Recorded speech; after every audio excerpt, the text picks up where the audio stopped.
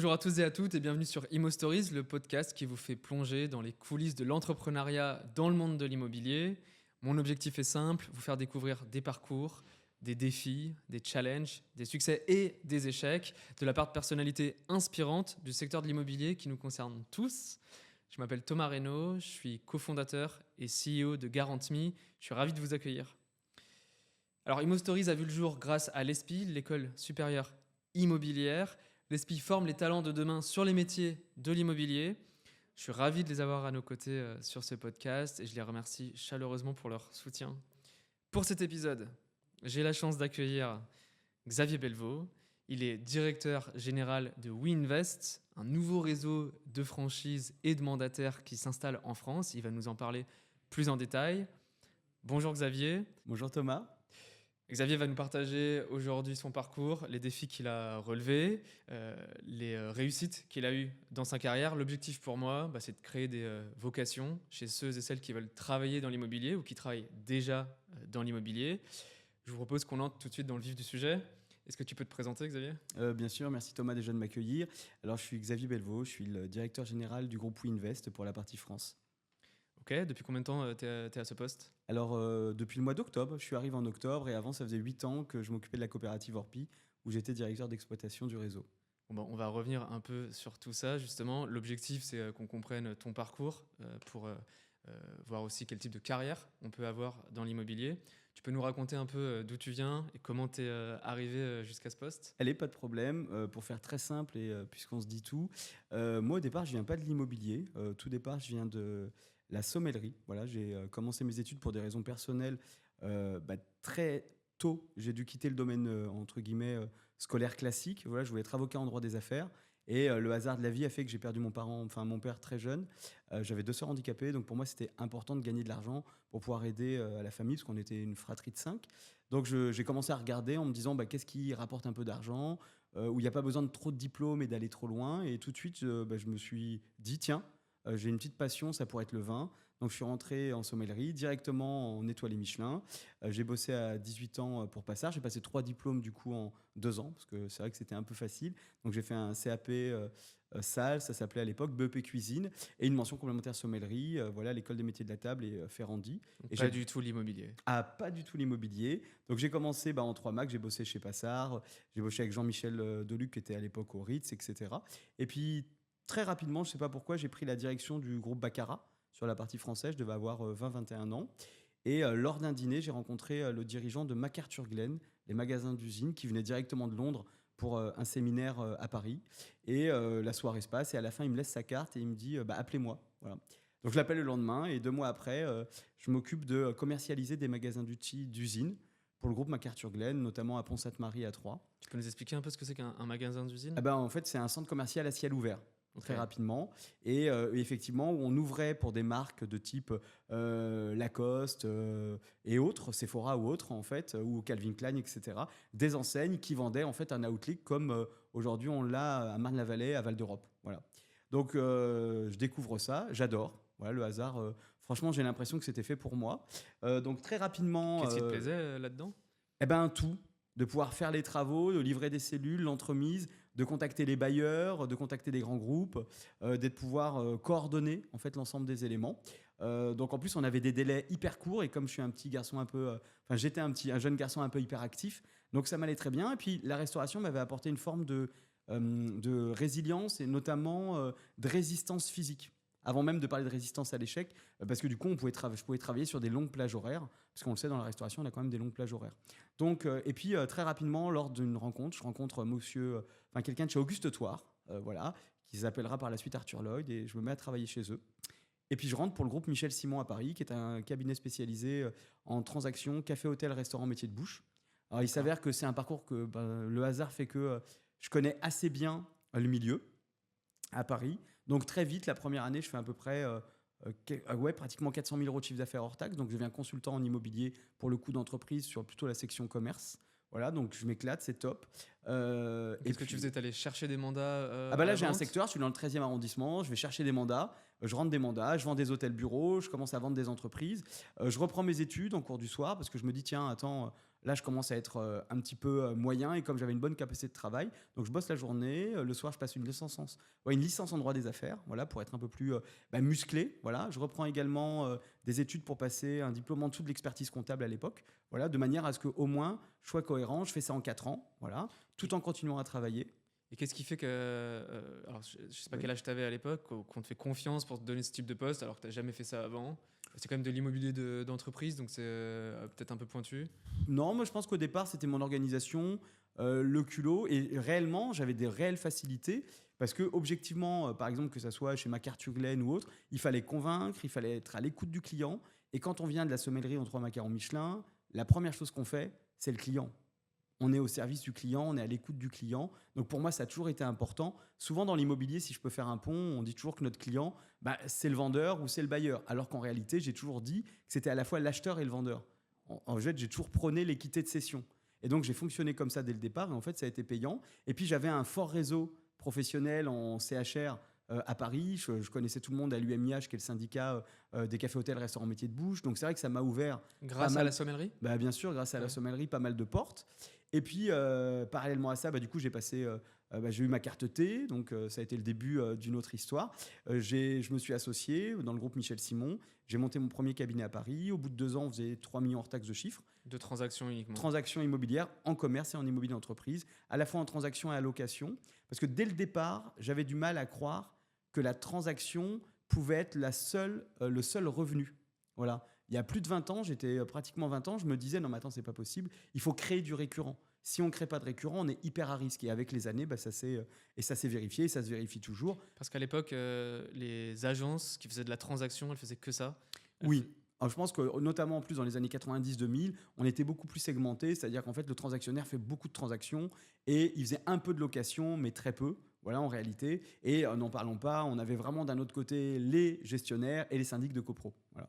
Donc c'est venu après par la suite, et notamment aussi par l'impulsion des grands réseaux immobiliers qui ont vite compris qu'un agent immobilier qui faisait que de la transaction, il était avant tout à risque pour lui-même. Parce que dès qu'on passait une crise, on a quand même eu plusieurs, c'était très difficile pour lui de se remonter en termes de trésorerie parce qu'il n'avait pas de récurrent, en l'occurrence. Et tu le sais très bien, quand tu es chef d'entreprise, tu as toutes tes charges à payer instantanément, mensuellement. Voilà. Donc si je reprends un petit peu le parcours, une fois, donc je me sépare de mon associé, voilà. Et une fois que je me sépare de mon associé, je reste dans le réseau. Qu'est-ce qui fait qu'à ce moment-là, vous vous séparez? C'est quoi?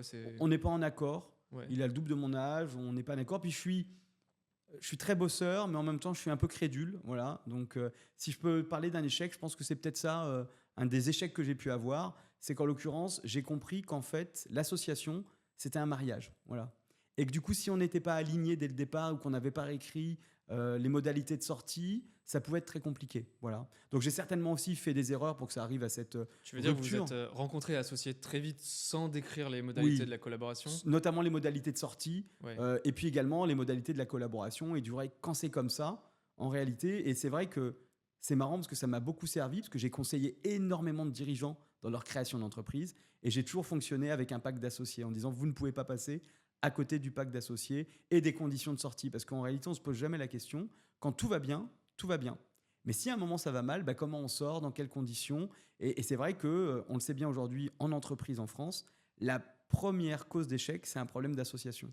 Et ce qui a fait qu'au départ, tu signes pas de contrat avec lui, c'est quoi? C'est la différence d'âge ou c'est juste que c'est ta première entreprise?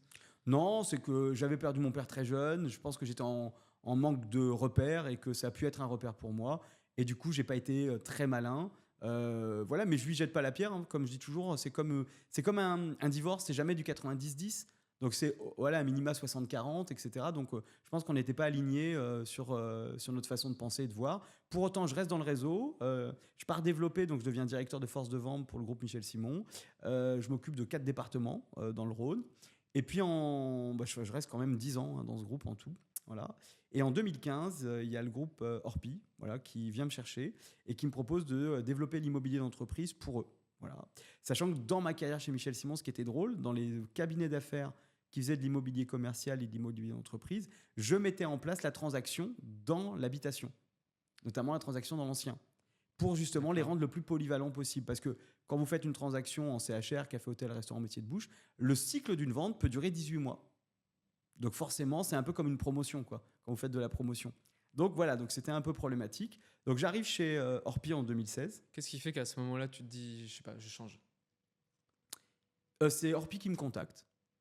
Et au même moment, pour être très sincère, ça faisait 10 ans, je me rends compte que j'ai à peu près fait 4 millions d'euros de chiffre en cumulé sur 10 ans sur cette entreprise-là.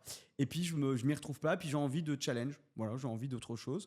Donc du coup, Orpi Quand tu dis que tu t'y m'appelle. retrouves pas, c'est quoi? C'est que tu as l'impression de pas être assez rétribué par rapport à ce que tu Non, je apportes? peux pas dire ça. J'ai l'impression d'avoir fait le tour, surtout, et de me dire, bah voilà, j'ai envie de passer un step. J'ai envie de plus de responsabilités. J'ai envie de grandir encore. J'ai envie d'apprendre. Parce que je pense qu'aujourd'hui, l'ADN de la conservation, c'est d'apprendre, en tout cas. Donc, je me dis, non, mais attends, il faut que j'apprenne. Puis voilà. Puis mon côté un peu hyperactif était plus assez nourri. Voilà. Et je me dis, bah voilà, j'ai jamais travaillé en coopérative. J'ai fait que de la franchise. Je voudrais bien voir comment ça se passe. Si on Voilà. peut s'arrêter là une seconde, donc Orpi, c'est une coopérative. Oui. Tu peux nous expliquer un peu ce que Bah, ça la implique? coopérative, un associé égale une voix, tout simplement, une femme égale une voix. Donc la différence avec une franchise, vous avez un siège qui met en place, et en fait, directement, bah, il y a un contrat de franchise sur 5 ans avec son franchisé, et le franchisé applique les conditions en fait, qui sont rétribuées par le siège. Alors qu'en coopérative, 2 fois par an, vous votez les projets ou autres, et vous avez la possibilité de refuser en assemblée générale les projets qui sont votés, et ça oblige les collaborateurs du siège à revoir leurs copies au besoin. Quelle que soit la taille de ton agence, parce que c'est une agence, une voix. Exactement, peu importe la Donc taille c'est de un ton modèle agence. assez particulier. C'est un modèle assez particulier, mais qui a fait ses preuves également dans d'autres domaines, dans le vin, dans la grande distribution. Donc, c'est pas non plus un modèle qui s'est niché que dans l'immobilier, en tout cas. Voilà. Ok, donc tu rejoins Orpi. Oui, et à l'époque, il y avait une petite marque, enfin un petit logo qui s'appelait Orpi Commerce et Entreprise. Ça s'appelait même Orpi Entreprise. Et je vais développer une marque fille qui va s'appeler Orpi Pro. Voilà. Et à partir de là, j'aime aller vite, donc ça va vite. Et à partir de là, on se rend compte que le travail est bien fait, etc. Donc on me propose un peu plus de missions. Et de fil en aiguille, je reprends 80% des services, 70-80% des services, et je deviens directeur en fait d'exploitation du réseau Orpi. Voilà. Ça, c'est en quelle année? En 2022, 2021, 2022. C'est voilà. encore assez frais, donc tu seras resté à peu près 2 ans. En tout, je serais resté, oui, voilà. Et avant, j'étais directeur de la business développement. Enfin, en gros, je gérais toute la partie animation réseau et développement. Et grosso modo, je serais resté pratiquement 8 ans en fait dans le réseau, enfin dans la coopérative. Et c'est drôle parce que je retiens 8 ans riches à la fois sur un rythme de travail soutenu, mais riche aussi en termes de passion, avec des associés qui étaient engagés, des gens qui voulaient que ça marche, que ça avance, avec voilà, des belles personnes et des belles rencontres. Top, ça c'est impressionnant en effet l'esprit coopératif qu'on voit chez Orpi. Ah bah c'est pas que chez Orpi, mais en général en coopérative, dans tous les sens du terme. Quand ils sont contents, vous le savez. Quand ils sont pas contents, vous le savez aussi très vite. Et donc l'opportunité WeInvest te tombe dessus. Mai 2023, il s'avère que la même semaine, j'ai 3 propositions de poste pour 3 réseaux différents. Voilà. Et le premier sur lequel j'avais parié que je n'irais pas s'appelle WeInvest. Voilà. Comme quoi, il faut jamais dire jamais. Et Qu'est-ce qui fait que à la base tu t'étais dit non, j'irai pas? Je connaissais pas le réseau, tout bêtement déjà. Voilà, je ne savais pas ce qu'était WeInvest. Et c'est vrai qu'en plus, je m'étais même pas pollué, c'est-à-dire qu'en fait, je m'étais dit, je vais aller voir parce qu'il faut jamais rejeter. Le cabinet de chasse avait été assez insistant, donc je me dis, je vais y aller et puis je vais me rendre compte.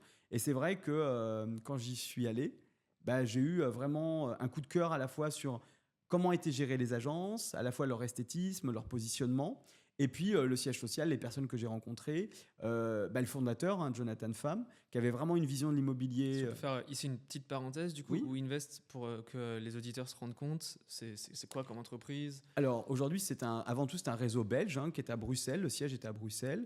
C'est un réseau qui a été fondé en 2014 par Jonathan Pham, voilà, qui venait en fait de l'univers de la commercialisation de locaux neufs et avant du luxe. Et en fait, il a décidé avec sa compagne de pouvoir en fait créer son agence immobilière parce qu'il était fan de nouvelles technologies, etc. déjà à l'époque, et il trouvait que le marketing local n'était pas du tout adressé correctement dans l'immobilier. Voilà.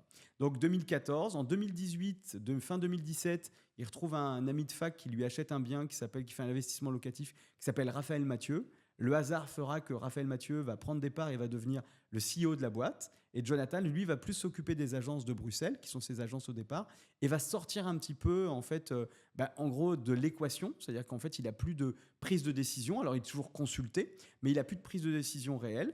Et qu'est-ce qui se passe à ce moment-là? En 2018, il décide de monter en franchise le réseau WeInvest. Et entre 2018, malgré le Covid, et 2023, alors à l'échelle de la Belgique, qui n'est pas la même taille que la France, on se retrouve deuxième acteur. On est passé devant Century 21 en part de marché. On talonne ERA, qui est un très bon réseau en Belgique. Voilà. Et c'est vrai qu'on a mis en place, on a une émission de télé qui s'appelle Je vends ma maison, qui est un peu l'équivalent de Plaza sur M6. Et puis très vite, c'est vrai qu'on se retrouve avec des agents immobiliers qui sont déjà des agents immobiliers indépendants, qui rejoignent l'enseigne, donc déjà avec une notoriété, un chiffre d'affaires, et ils développent très rapidement leur chiffre d'affaires. Parce qu'en Belgique, on a une petite particularité par rapport à la France, on n'a pas de mandataire immobilier. Pour être conseiller immobilier en Belgique, il faut au moins avoir la capacité immobilière, qui est l'équivalent peu ou prou de notre carte d'agent immobilier en France. Donc c'est vrai que dès le départ, la carte T. Donc c'est vrai que dès le départ, quand j'arrive en Belgique et que je les regarde sur leur projet de développement en France, quand ils cherchaient leur directeur général, je leur dis déjà, dans le développement, on va avoir un petit souci, c'est que y a déjà un élément crucial à prendre en ligne de compte. On n'a pas de mandataire sur la partie Belgique. Voilà. Qui est du coup un avantage pour aller plus vite en France après ? Est-ce que c'est un avantage ? Oui, non. Ça veut dire qu'en réalité, en tout cas en reprenant le modèle, je suis parti d'un constat en me disant on doit absolument en fait adresser l'ensemble des offres, à la fois un réseau d'agences vitrées et également un réseau de mandataires. Pourquoi ? Parce qu'un mandataire, en fait, aujourd'hui, on a quand même 48 000 mandataires en 2022. On en a 45 000 en 2023. On n'a perdu que 3 000 mandataires. Il faut savoir que les mandataires représentent 25% sur les parts de marché. Voilà, et qu'un mandataire sur 4 commence l'immobilier par la voie du mandataire, un conseiller sur 4. Donc je m'étais dit, attends, c'est quand même absolument pas logique de dire que le mandataire immobilier ne doit pas compter. Mais par contre, je m'étais dit, à l'inverse du MLM, du système de rémunération sous forme pyramidale, moi je vais plutôt accompagner le mandataire immobilier à développer son chiffre d'affaires, à devenir agent immobilier carté. Alors après, à lui de voir, parce qu'on a mis un modèle en place très adaptable. Il a la possibilité de passer de mandataire en néo-agence. Une néo-agence, c'est une agence sans vitrine qui peut être à la fois une agence à leur domicile, dans un bureau en étage ou encore digital. Et puis de basculer également sur un concept de licence de marque et un concept de franchise. Est-ce que ici tu peux nous expliquer un peu les différents types de collaboration ? C'est très simple. La licence de marque, elle est assez simple. On met à disposition du licencié notre marque. À partir de là, en fait, et des outils, moyennant un abonnement. Et à partir de là, en fait, il gère son entreprise comme il le souhaite, avec peu de cadres en réalité très autonomes. Je peux citer un exemple de licence de marque. On va avoir Arthur Imo qui est dans ce système-là. Et puis la franchise, par contre, c'est codifié. Voilà, vous avez des obligations contractuelles des deux côtés, parce que nous, on doit être en capacité de fournir le savoir-être, mais surtout le savoir-faire en franchise, avec un vrai manuel opératoire, avec une méthode commerciale. Donc c'est un peu plus poussé. Puisqu'on essaye de parler un peu de carrière dans ce podcast, tu dirais que c'est qui les profils qui vont plutôt sur les licences de marque ? C'est qui ceux qui vont plutôt sur la franchise ?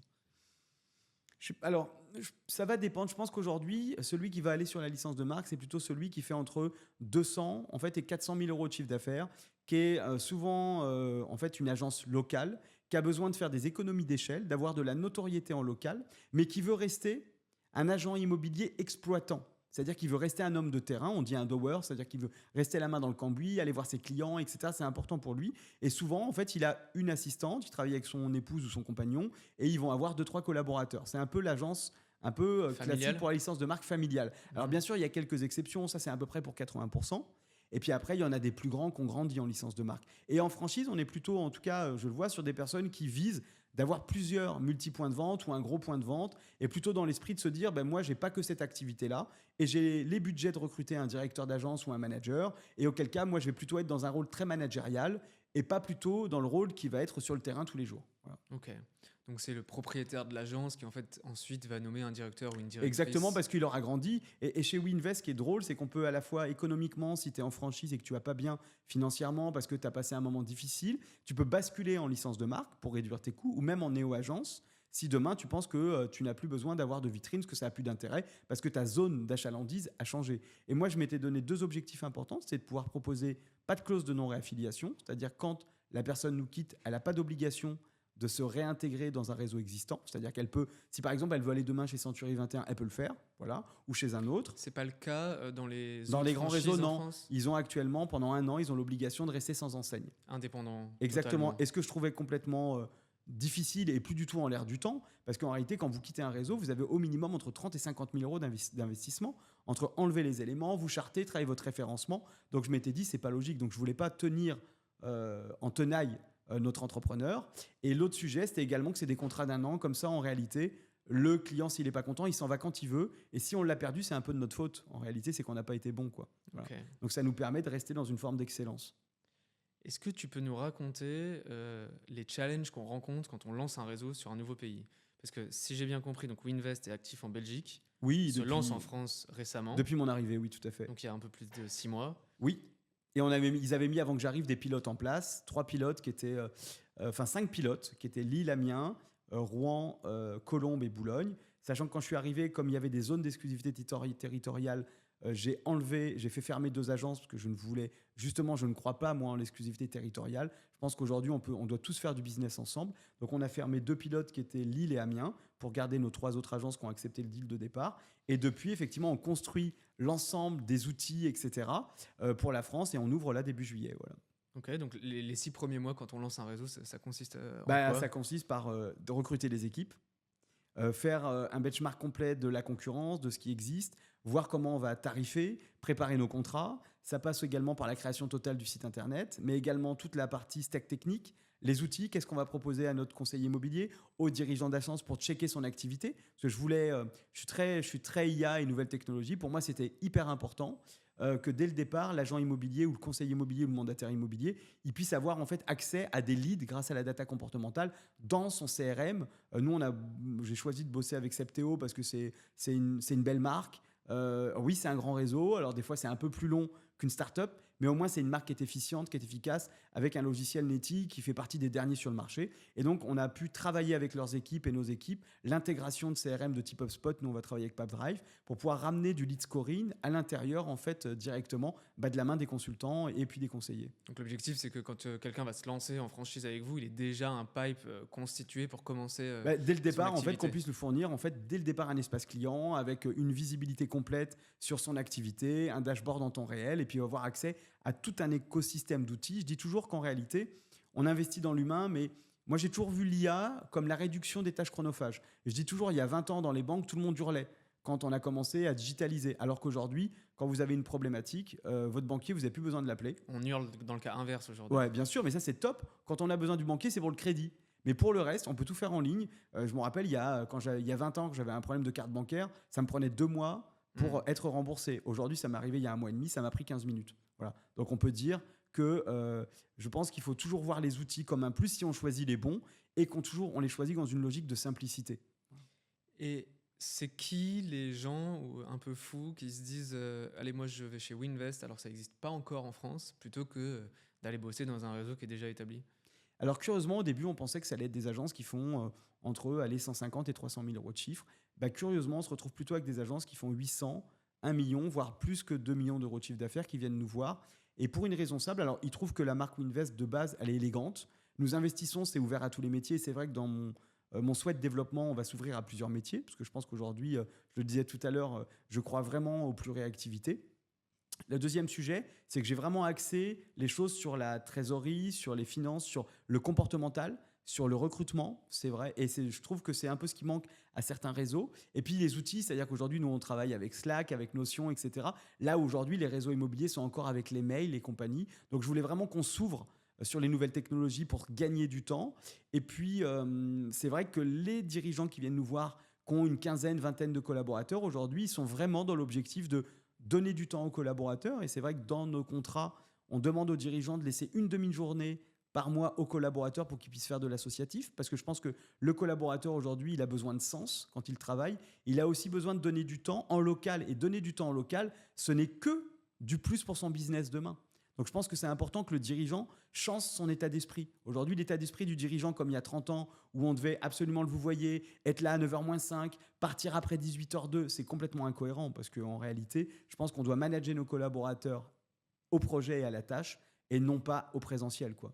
Tu viens de dire quelque chose qui est intéressant. Donc, dans le contrat de franchise WinVest, vous Oui. demandez Aux dirigeants aux d'entreprise. dirigeants d'entreprise de permettre à leurs collaborateurs de partir une demi-journée par mois pour avoir un impact associatif. C'est un vrai mindset et honnêtement, on le voit bien, il y a beaucoup d'entreprises qui ont beaucoup de collaborateurs et aujourd'hui, ils sont un peu perdus dans leur réseau ou même en tant qu'indépendants parce que quand tu vois, ils sont en recherche d'économie d'échelle aussi et ils sont surtout en se dire mais comment je fais aujourd'hui pour garder mes collaborateurs avec toute la concurrence et comment surtout j'attire de nouveaux profils.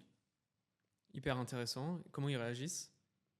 Plutôt bien, en réalité. Le seul sujet qu'on nous dit quand on implante une nouvelle marque, c'est est-ce que vous allez durer? Voilà. Est-ce que vous allez être là longtemps? Et ça, en fait, c'est un pari sur l'avenir. Après, ce que je dis toujours en rigolant, j'avais un très bon poste, une très bonne fonction et d'autres collaborateurs qui m'ont rejoint aussi. Donc, il y a aussi des collaborateurs qui voient un petit peu l'équipe qui s'est staffée et qui se disent, voilà, ils savent très bien que j'aurais pas fait le gap si j'étais pas convaincu du projet. Voilà. Ok, on vient de parler du type de dirigeants d'agence qui voulaient rejoindre le réseau. Il y a aussi du coup les équipes qui vous ont rejoint chez Winvest directement. Comment vous trouvez ces gens-là? C'est quoi les profils plutôt entrepreneurs du coup qui se lancent dans une nouvelle aventure? Alors, on a deux types de profils. On a le collaborateur qui se reconnaît complètement dans le bien. Il faut savoir que ce qui est drôle, c'est que Winvest, il est classé deuxième employeur de Belgique sur toute catégorie confondue. Voilà. Donc, il y a un vrai état d'esprit, il y a un vrai mindset. On est vraiment dans le partage, dans le bien-être, dans le suivi du collaborateur.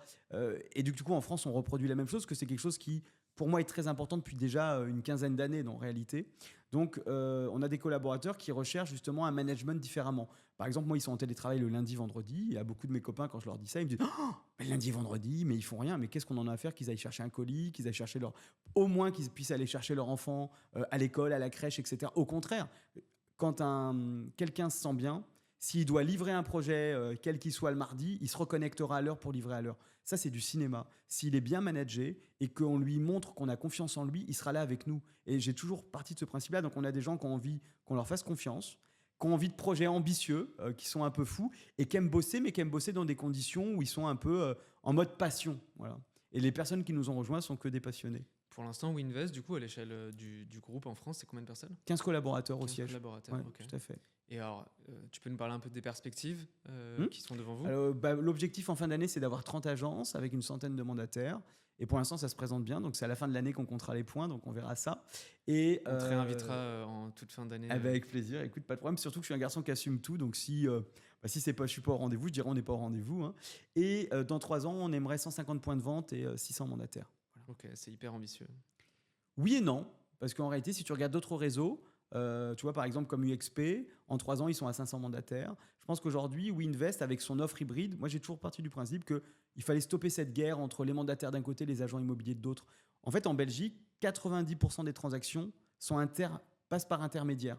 Donc, 9 transactions sur 10 passent par agent immobilier. En France, c'est 6 sur 10. C'est 4 sur 10 qui nous échappent. Donc, en réalité, si on bossait intelligemment, je pense que le client final, il aurait une vision différente et on grappillerait des parts de marché. Oui, le concurrent, c'est pas le mandataire, c'est et c'est pas l'agent qui se sert immobilier. tout seul. Exactement. Le vrai concurrent, c'est le particulier qui, en plus, en 2024, prend beaucoup plus de risques à acheter seul que d'acheter avec un professionnel de l'immobilier. Est-ce qu'on peut revenir un peu sur toi? Allez.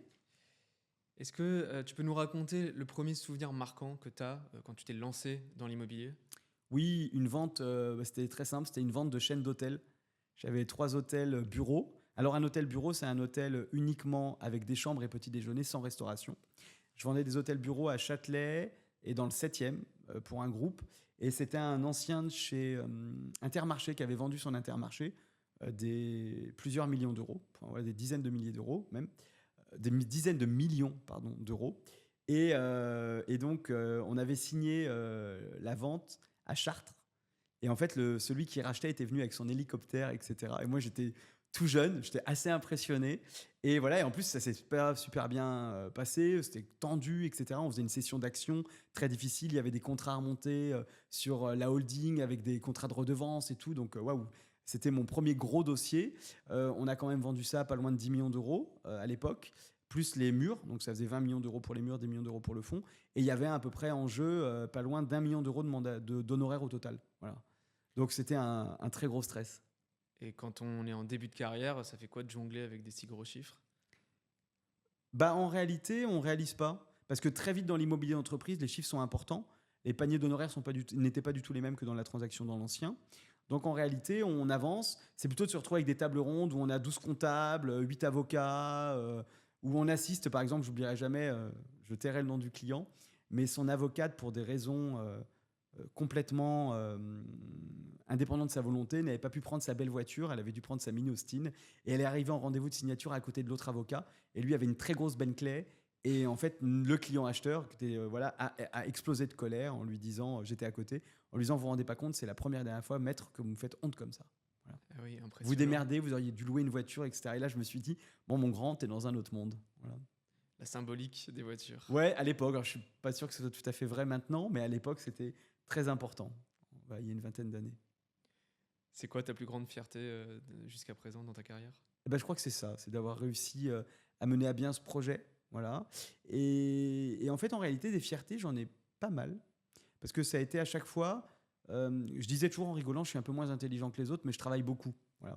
Et ça a été à chaque épreuve de la vie. Je fais beaucoup d'associatifs aussi sur le handicap, etc. C'est quelque chose qui me touche beaucoup. Donc ça a été de pouvoir relever chaque challenge avec sourire. Ça n'a jamais été facile. Voilà. Et la boîte qui m'a le plus marqué était la coopérative Orpis. C'est une boîte qui m'a beaucoup marqué, dans le bon sens du terme, où il y avait des projets fous tous les 3 mois, tous les 6 mois. Il fallait gérer des assemblées générales, des prises de parole compliquées. Donc voilà, donc ça a été une vraie école. Et du coup, voilà, donc je pense que j'ai été assez fier de l'ensemble de mon parcours jusqu'à présent. Voilà. Puis des échecs, on en parlait tout à l'heure. Le plus gros échec que j'ai eu, c'était une association. Mais parce qu'on n'était pas préparés tous les deux et qu'on n'était pas sur la même ligne. Voilà. Est-ce que tu pourrais nous partager un secret pour réussir dans l'immobilier? S'il y en a un, peut-être qu'il y en a plusieurs. Alors, des secrets, je pense qu'en réalité, le premier que je peux dire, c'est le travail. Il faut arrêter d'imaginer. Aujourd'hui, on voit plein de gens sur Insta, sur TikTok, sur LinkedIn maintenant, qui disent que en moins de 3 mois, vous pouvez être millionnaire. Et ben, je vous le souhaite, tant mieux. Ils pouvaient investir dans la crypto, vous pouvez tous devenir faire du marchand de biens, etc. Ok, peut-être. En attendant, ça n'a jamais marché pour moi. Ce qui a beaucoup fonctionné, et pour beaucoup aussi, sur le long terme, c'est le travail. Donc j'ai envie de dire que celui qui ne veut travailler que sur une plage horaire de 10 à 16 heures dans l'immobilier, ça va être un peu compliqué parce que il faut bosser. Deuxième chose, c'est répondre toujours à son client. Moi, je sais qu'un client qui m'appelait à 20h15, ne serait-ce que, ou même à 21h, je lui répondais, ne serait-ce que par un WhatsApp vocal ou un SMS à l'époque pour lui dire « J'ai bien pris votre message, là je ne suis pas disponible, je vous rappelle demain à la première heure ». Il faut créer du lien, c'est hyper important. Donc l'engagement. Et le dernier point, c'est toujours facile de reculer. Et chez moi, mon meilleur secret, c'est de reculer, c'est pas une option. Voilà. En réalité, tu peux pas reculer. Tu as le droit à un moment d'avoir des coups de mou. Il faut en parler surtout parce que tu te rendras vite compte que tu es toujours très bien entouré, avec des gens qui vont te remonter le moral et souvent les personnes sur qui tu n'aurais pas parié. Ma grande phrase, c'est reculer n'est pas une option. Voilà. Parce qu'en fait, on peut toujours être devant la montagne et je pense que 60% des gens, c'est facile de se dire on va remettre à demain. Je laisse tomber, c'est pas pour moi, j'abandonne. Non, en réalité, si tu as un but, t'y vas. Et c'est un peu comme au sport. Si tu te dis à un moment, tu veux maigrir et tout, et qu'en fait, tu manges pas mieux, tu fais pas un peu de sport, tu t'occupes pas de toi, ça peut pas fonctionner. Voilà. Donc je pense qu'il faut se bouger. Et voilà. Ouais, je pense que c'est un bon message pour ceux qui nous écoutent et qui veulent se lancer dans l'immobilier. Ça. Je sais pas, j'espère en tout cas. Un dernier point, si je peux, hyper important, ne jugez pas votre client et un bien, c'est un bien. J'entends souvent dire des gens « Ah non, mais moi, je m'occupe que des biens à 400, 600 000 euros. » Alors, c'était peut-être vrai, je sais pas, moi, avant 2008, mais rêvez pas. Je pense qu'il y a un preneur pour chaque type de bien. Alors oui, quand on fait un dossier à 100 000, il y a autant de boulot que quand on fait un dossier à 500. Et il n'y a pas le même panier moyen d'honoraires. Mais qui sait, le client à qui vous allez faire les 10 000, peut-être que dans 3 ans, il va revendre et vous allez pouvoir faire une meilleure transaction avec lui. Donc en réalité, il n'y a pas de petit profit, il n'y a pas de petit business. Si on peut venir sur un sujet un peu parallèle à ta carrière, c'est l'état actuel du marché. Oui. Ça a un impact sur les carrières, on le sait. Qu'est-ce que tu penses de la situation sur le marché de la transaction et des conséquences que ça a aussi sur les autres métiers de l'immobilier actuellement? Alors comme je l'ai dit, reculer n'est pas une option, donc c'est pas moi qui vais noircir complètement le tableau. Je pense que dans chaque moment de crise, il y a une opportunité et il y a des gens qui savent saisir ces opportunités pour avancer. Il y a encore, je crois, ce matin, on apprenait qu'il y a une licorne sur l'IA qui vient d'arriver en France avec des prix complètement déraisonnables. Donc en réalité, ça veut bien dire que quand on a un bon projet et qu'on bosse, on peut avancer. Maintenant, effectivement, en 2022-2023, on a eu un marché qui a été grippé. On est passé à peu près de 1 pour des taux d'emprunt, voire même en dessous, à plus de 4. Mais en réalité, il faut savoir que c'est ce marché-là qui n'était pas cohérent. En 2021, c'était un marché éphémère. Quand on avoisine les 1,2 million de transactions, 1 200 000 transactions, c'est là où c'était pas cohérent. En fait, un marché qui fait entre 850 et 900 000 ventes, c'est bien. Il faut se rappeler qu'il y a 10 ans, on faisait 500, 600 000 euros de ventes, 500, 600 000 ventes, et on avançait quand même.